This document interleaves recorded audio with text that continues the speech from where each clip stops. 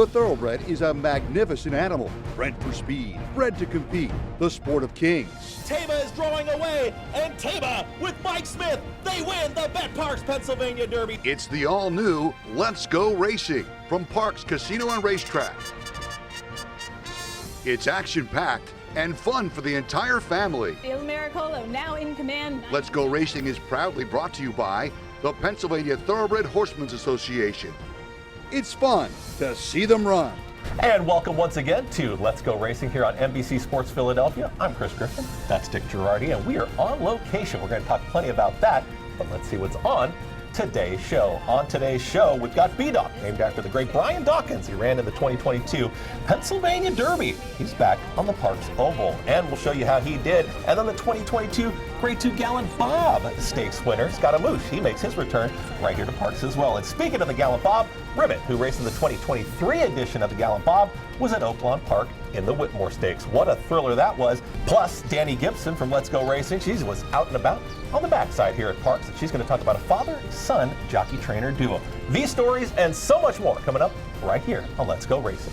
What's going on once again? Chris Griffin, Dick Jerardi. Dick, we are on location at Applebee's right here on Street Road, Bensalem, not that far from the racetrack. Nah, I mean, literally, you can walk here from the racetrack right here on Street Road. It's cool with our backdrop behind us. You see Morning Line, the 2010 Pennsylvania Derby winner, just over Chris's shoulder there. That would be Smarty Jones, number 15 from the 2004 Derby. Was it really 20 years ago, Chris? How did that happen? Time is flying, but a lot of cool stuff here at Applebee's. One of us has aged beautifully in the last 20 years, right? We got a lot of great things coming up on today's show and great backdrop right here on location. Shout out to everybody who made that possible. But Dick, when you talk about the horses that are coming up into this time now, we move into spring, we start seeing some of the top barns that we've seen across the country. Now you start seeing these horses get that springtime look. Yeah, no question, Chris. And we got two big Derby preps that we're going to get to in a little bit. The Louisiana Derby is today, and the Jeff Ruby Stakes at Turfway Park. So much action here to come on Let's Go Racing, but let's talk about Parx on Monday. That's right, Parx Monday, 8th race, and this was a nice field.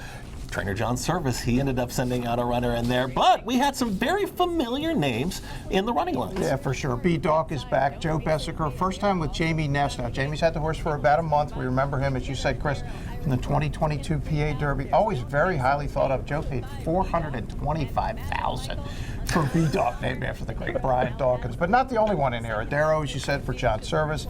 Magic Michael is the favorite for Jamie Ness. Interestingly, Magic Michael and Adaro were both entered in the Harrison Johnson at Laurel, but they said, you know what, we're going to stay home, and here they are. They're going 1 mile on the main track right here at Parx. Jessica Paquette, track announcer, with the call.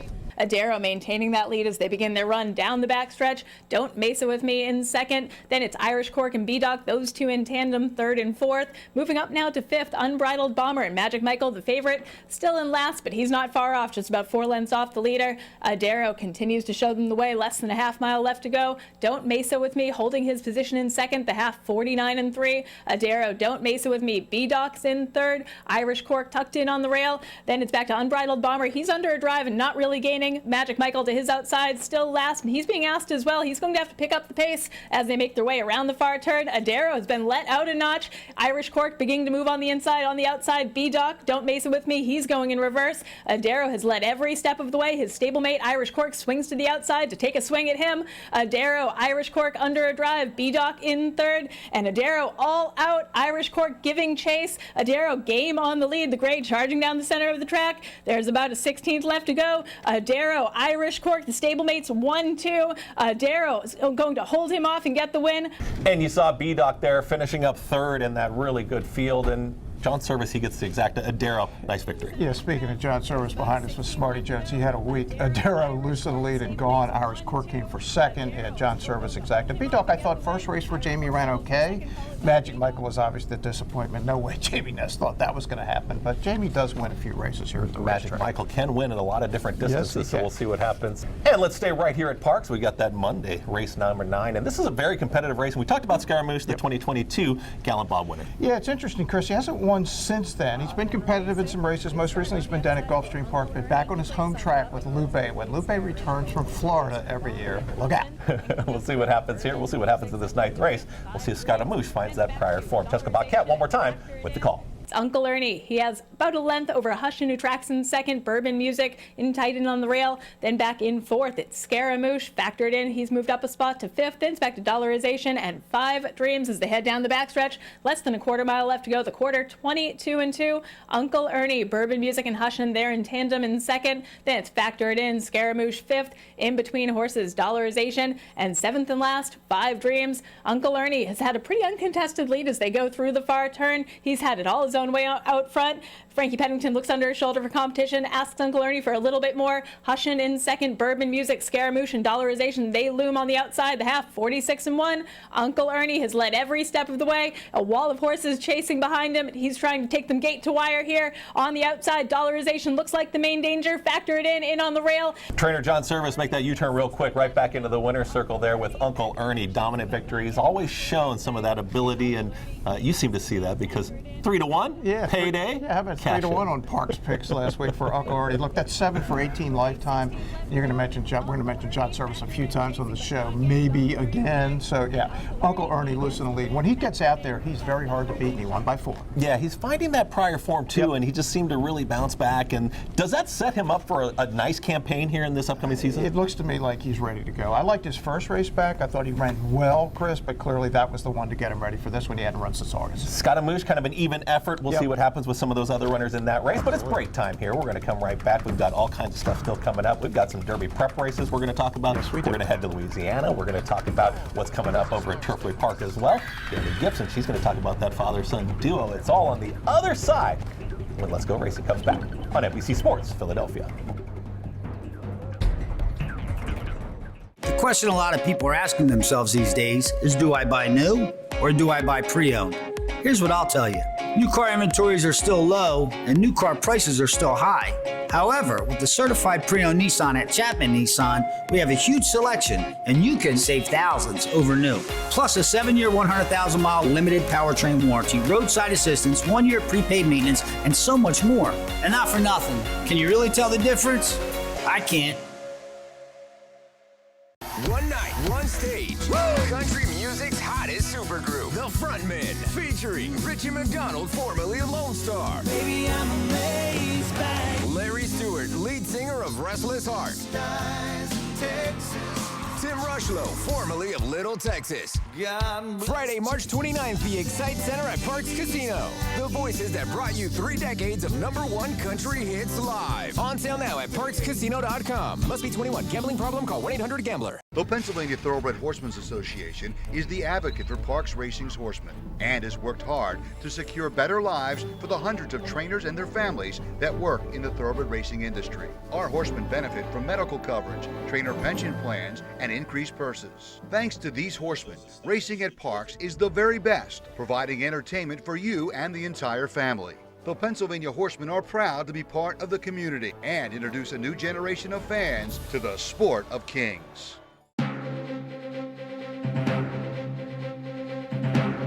Welcome back once again to Let's Go Racing here on NBC Sports Philadelphia. I'm Chris Griffin, that's Dick Jerardi, and we are on location here at Applebee's here on Street Road.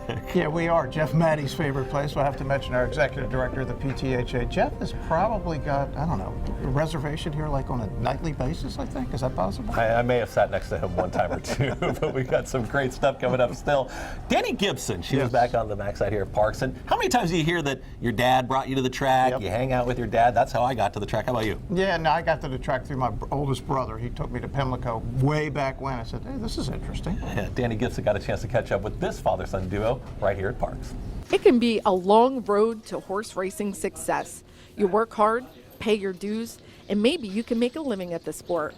For trainer Abdul Williams, one of Parx's newest trainers from the Virgin Islands, it's all about family. My father, he was a rider. When he was young, he was a breeder, a trainer. He still breeds, still trains horses now to this day. So that's where I got most of my skills from my dad. He taught me most of what I know. Meet Ajhari Williams, Abdul's son. He's the trainer's jockey, exercise rider, groom, or whatever is needed to help the family business survive. When did you know you wanted to be a professional jockey? Since I was a kid, I was in like 6th grade, 7th grade. Since I was a kid, I always wanted to be a jockey. What are some of your early memories getting on horses? at the our racetrack in St. Croix, U.S. Virgin Islands called Rhino Jock James. So I can remember as a kid, my dad buying me a pony and it ran off with me, dumping me in the trash. He always picked me up, dust me off, asked me if I want to get back on. And just the memories I had with my friends growing up and at the racetrack. My dad always had some of the best horses down there. So I really had some good times growing up in the Virgin Islands. On this day, father and son are out early, 7 a.m., on a cool and windy winter day. Together, they care for a barn of 5 horses every day of the week. It's created a bond like no other. From a kid, we always knew that he was going to be a rider. He had a kind of toughness that the others didn't have, and he had a kind of determination that they didn't have when it came to riding the horses. And it gives me a lot of joy. I was the first one to put him in the saddle, and to see him now and to win with him and to have him win for me, that's a great joy. This business can be a tough business, and to have a jockey in your corner that kind of helps you get closer to that finish pole, When I lose with my son, I can sleep at night. My dad, he's my idol, my mentor. I always want to be just like him. The reason I am a jockey is because of him. He was a rider when he was a young, and just the bond we have. And he raised me as a kid to now, and I just appreciate it because a lot of people don't have that. But just to work with him every day with the horses, it's a story to be written, and it's still writing itself. So I enjoy working beside him. Every barn has a favorite horse, and for Abdul, it's his homebred I Am That I Am. You can see the love and care he gives this 7-year-old gelding. Well, actually, he was the first horse that we bred here, so he's like a son to me. He's family, definitely. He's been with us all his life. He definitely acts like a person. He acts like us. He's very smart, and we have a special bond. I mean, he eats anything I eat. He likes everything I like. He knows me to a T. After an early morning of training, it's race time in the afternoon. Humble Joe is horse number 6, trained and ridden by Team Williams, a horse that is improving with every start. Ajhari has a couple of fans to root him home, young son Adonai and wife Lacey. Come on, AJ! Off in racing. On the outside, Humble Joe forwardly placed in between horses, Rambling in My Shoes. He's now up to 3rd. In on the rails, Social Joe securing his position. Hold that second, puppy. Hold that second, puppy. Hold that second, puppy. Come on, AJ! And Whiskey Prize, the favorite's going to deliver handily. Whiskey Prize gets the win. Going to be a photo for second between Humble Joe and Rambling in My Shoes. Improvement. Humble Joe held on for second. A good day for the Williams family. After all, they are together, doing what they love. What are some future goals for Abdul Williams, the trainer and the father? Well, I like babies, and I have a lot of babies. I have a couple more babies in Kentucky, and I'm hoping to get lucky one day and get into a nice stakes, maybe win the Pennsylvania Derby, maybe go to the Kentucky Derby, to the Breeders' Cup, just win a big race. That's my goal, maybe with my son. That would be really, really, really special. Perhaps one day we'll see young Adonai follow in the family footsteps. I'm Dani Gibson for Let's Go Racing. That's his favorite thing to do.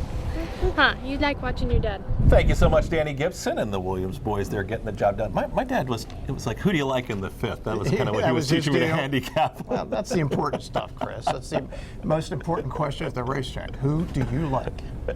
Spending time with the family here on Let's Go Racing, but we got some national races coming up, and let's head on down to Hot Springs, Arkansas. It's the Whitmore Stakes, and Whitmore actually got to lead the post parade. That's a great thing. How cool is that? The Breeders' Cup Sprint winner from a couple of years ago.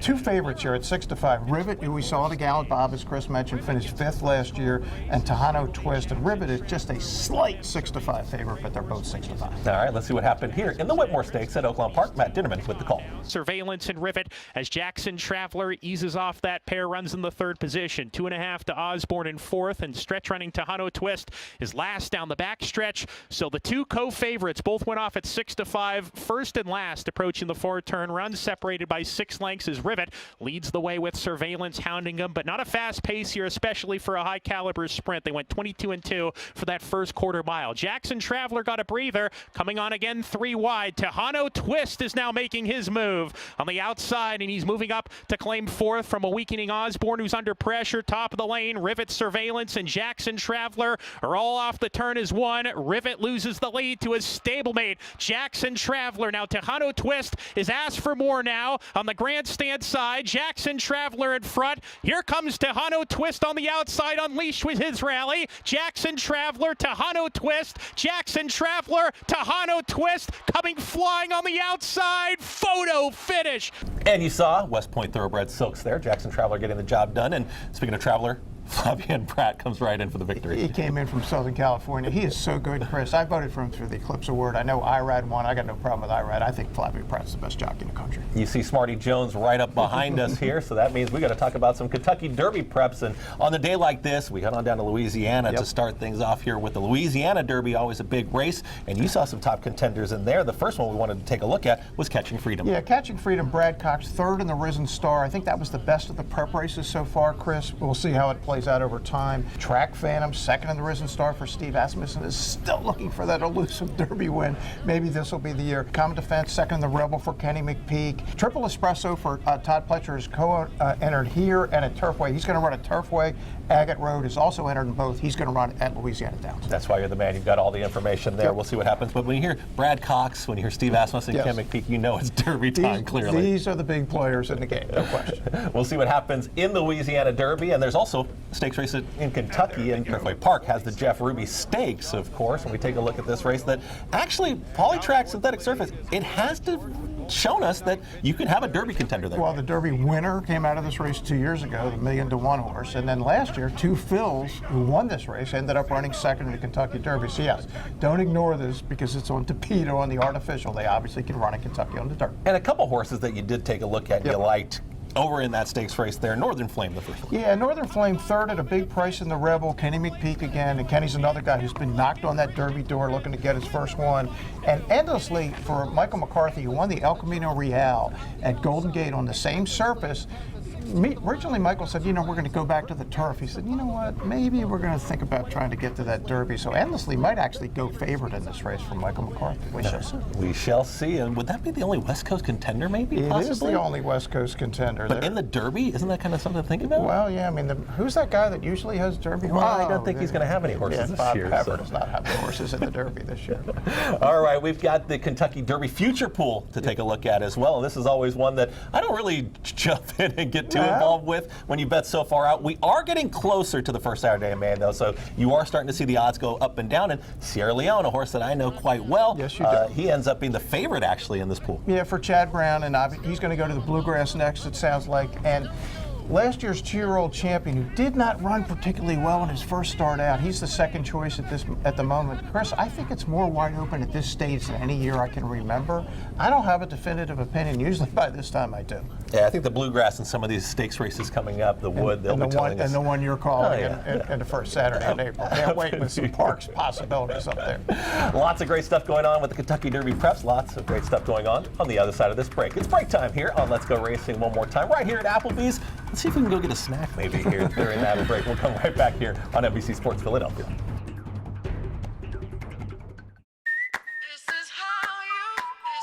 This is Parx. This is how you roll, this is how it goes. This is how you pop, this is how you rock. Take a chance, do a dance, little romance. This is how you. This is how you excite, this is how you all night. 360 hit me, now we're going all in. I can feel it calling, the crowd, the light, the night, the sights, the vibe is right. This is how you. This is Parx, Pennsylvania's #1 casino experience. This is how you win. Turning for Home is a nonprofit that has provided for over 4,000 former racehorses with a safe retirement. These brave warriors do so much for the fans, and we want to make sure they're taken care of. It's a group effort by all the owners and the trainers, and we've helped so many horses. Responding to the need of a better system that addressed the uncertain future for the retirement of the equine population at Parx Racing, the PTHA rallied horsemen to support the program. It's awesome. I mean, these are the things that we deal with every day that put us into the game and make the game great. Without the horses, we have nothing. Turning for Home became the first on-track retirement program at a year-round racetrack. Aftercare, it takes all of us, and every single person is responsible for it. These horses give us everything on the track. It's up to us to give them everything off the track. If you would like to help these amazing animals find a great second career and forever home, please contact us at turningforhome.org.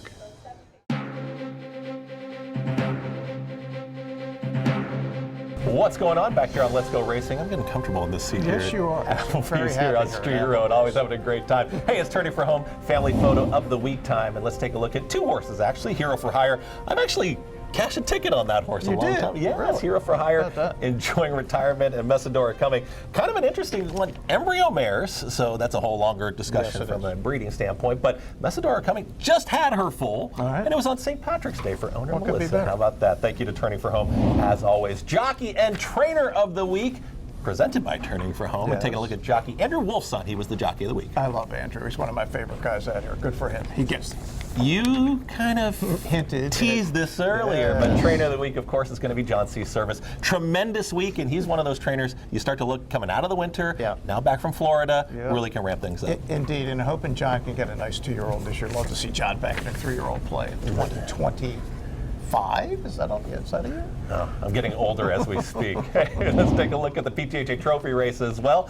We had a winner. Raise the Roof, Charlie. Steve Krebs with the winning bid. Yeah, perfect trip here as you're watching it, Chris, sitting right off the speed duel, just wins by a bunch for our man Krebs. He not only trains this horse, also owns the horse, so Krebs gets all the money. Here's Dani Gibson with an interview with trainer Steve Krebs. It took him a few times, but it seems like 6 furlongs is his best distance, and you changed the rider today. Tell us about that.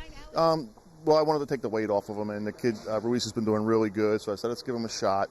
This horse has been kind of a hard luck horse for me. I claimed him like over a year ago, and he got really sick on me. That's why I had some time in between races and stuff. So, but I was happy for him, so ran good. Oh, he ran great. Hopefully a big step forward, and congratulations on winning the trophy race. Right, thank you. More best of the rest down to Gulfstream Park, the Hutchinson Stakes. Check out Beeline, the 3 here, Chris, for Riley Mott and Dave Charlton, who owns a ton of horses here with Tyler Service. Going to go all the way at 4 to 5. Nice 3-year-old, undefeated in 2 starts. Hunch play of all hunch plays. Come on, we're at Applebee's. Beeline, of course that horse is going to win. Ion Racing Time, taking a look at Eva's Magic, kind of an interesting spot for her. She's back down at Laurel Park today, Chris. $100,000 Beyond the Wire Stakes. I think she's no worse than the second choice coming off what I thought was a pretty good 4th in the Busher. I think determined driver locally for Phil Schoenthal is the horse to beat other than Eva's Magic. I think she gets it done. The daughter of Smarty Jones with her 4th lifetime win today at Laurel. We'll see if DeTolo gets her right back in the winner's circle. We'll see you on the other side of one more break here. One more break to go. Let's Go Racing on NBC Sports Philadelphia. We got some picks. It's time to cash some tickets. Come on right back. When you open the Parx app, you're in the zone. Winning is always a rush, but the money is in the moments. It's the anticipation of another face card, the thrill of an extra spin, and the pure joy of a jackpot. It's all your favorite games at your fingertips. Plus, get up to $1,000 casino bonus back if you're down in the first 24 hours. You play for fun, you love to win. You bet. Bet Parx.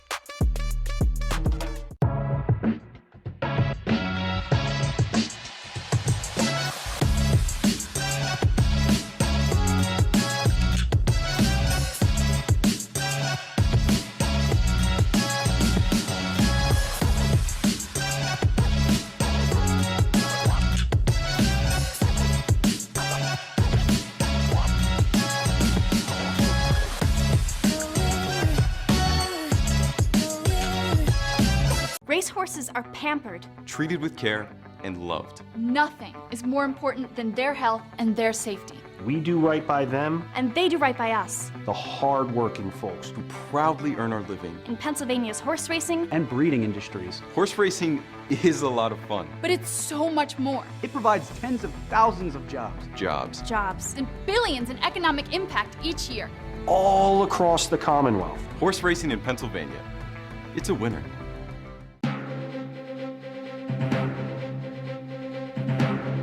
Welcome back one more time here. Chris Griffin, joined by Dick Jerardi here at Applebee's on Street Road, having a great time. And we got a we got to pay that tab, Yes, so I got to make sure we make some money here. We're going to go to Monday's 7th race, taking a look at it. Yeah, it's a claiming race, Chris. 15,000 for horses that haven't won a race in 6 months, but these horses have won a lot of races. How about 61 wins combined among the body of the race? 381 starts, some old, tough horses in there. I like Divine Miracle. 22 starts, speaking of wins, 9 wins. Jamie Ness, Frankie Pennington, Divine Miracle for me. Frankie Pennington's been on fire. Another guy that's trying to be on fire, that's Craig Donnelly. He's always got a selection. He couldn't join us over here at Applebee's, but he's over there front side of Parx. And Craig, what do you like here coming up?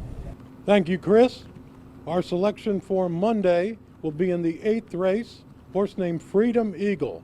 Freedom Eagle had not run since last August, came out a couple weeks ago, and despite getting sawed off in the early stages of the race on a wet track, was steered to the far outside, made a tremendous move, and considering that was his first start since August, very impressive. I'm looking for the horse to make a lot of progress with an outside post, breaking sharper, having a race under his belt, and I don't think the extra furlong will bother him. He's a half-brother to Classy American, a very quick horse who's run around here, and I think I'm expecting a big improved effort. I love second-time starters off the layoff. Thanks so much, Craig. And speaking of picks, NHC tourney was happening as well. Lots of cash to be made in that tourney, and you had somebody that did quite well. I did. A good friend of ours here at Parx, Marshall Graham, who's owned horses here for 15 years. I actually wrote about him this week on Let'sGoRacingParks.com. I was out there with it playing in the NHC. Marshall was playing much better than I was, however. He actually finished 29th and 69th. He made over $30,000 on the weekend. So really good weekend for Marshall Graham. Chris, and I know you and I were talking to him the other day. Yes, we were. If you're a good friend of Dick Jerardi, you're ended up on the show. So here's Dick Jerardi talking to Marshall Graham about his tournament.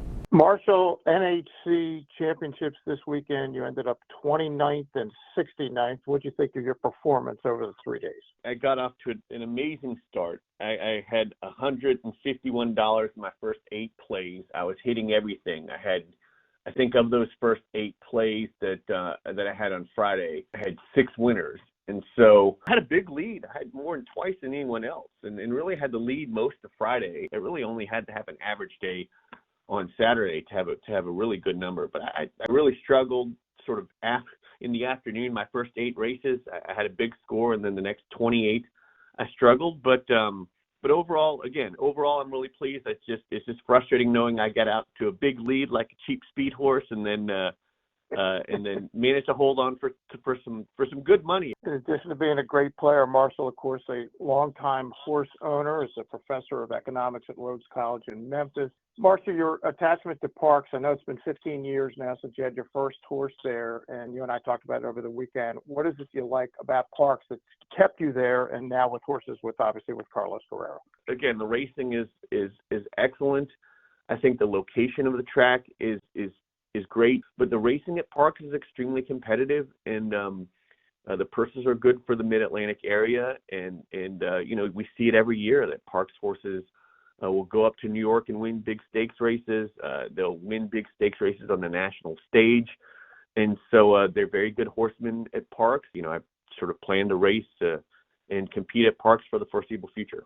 Thank you to Marshall Graham. Thank you to you, Dick Jerardi. Great job there on the tournament. Thank you to Applebee's right here on Street Road in Bensalem, Pennsylvania. Horsemen, don't forget on Wednesday nights, 15% off. Join us for Apple Breeze Night. It's a great time and great people here. It is a great time, and I've spent many good nights here at Applebee's, and you might run into Chris Griffin and Jeff Maddy. Not only Wednesday nights, but any night. Jeff's paying, that's all I know. Thank you to Craig Allbull. Thank you to the entire staff and team here at Applebee's. We've had a great time. Dani Gibson will be back in this seat when we come back with more Let's Go Racing right here on NBC Sports Philadelphia.